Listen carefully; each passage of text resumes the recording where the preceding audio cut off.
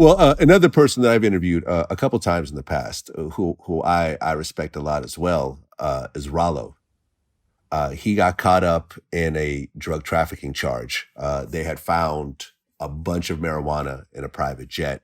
They had followed him and they had pulled over the cars and basically tied all that into him. And they actually found him in the plane of the time, where the drugs were being unloaded and so forth, allegedly, according to the feds.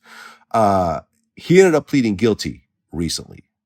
And I guess he's trying, a bunch of celebrities like Drake and so forth had written to the Biden administration to try to pardon him because now in Atlanta, I believe marijuana is becoming legalized and so forth. And you're having a lot of people who were, in prison on marijuana charges in states where it's now perfectly legal, maybe not in those quantities, but still legal.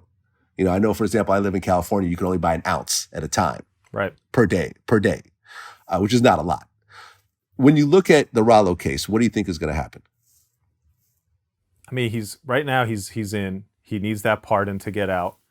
Donald Trump showed us that, pardons can happen at any time and any reason. Pardons traditionally, they've always happened throughout the course of a presidency, but pardons traditionally have taken on a very symbolic sort of look. Typically towards the end of the presidency, the guy really starts issuing a lot of pardons, and he does it as a symbolic gesture to say, all right, we've been over prosecuting this, and these types of laws are too harsh, and this guy got a raw deal, and so you get a handful of pardons. But I think in the aftermath of the Donald Trump era, where he kind of showed you that there's no rules to this shit.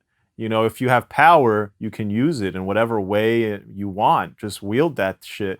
I mean, I think in the wake of Donald Trump, hopefully we can get some momentum behind just massive pardons for all these people locked up on marijuana charges. Why not? I mean, freaking people are becoming overnight millionaires on crypto. People are doing all sorts of crazy shit. Why can't we just let out all the freaking weed dealers? I agree. I completely agree. I spent years smoking marijuana legally until it became legal. I could have been busted all types of ways. For sure. In between then. And, I haven't. Well, free Ralo. I hope it does work out for him. I sincerely like the guy. We've had not only interviews, but personal conversations where he was just a very stand-up dude. And man, I hope he gets out, truly.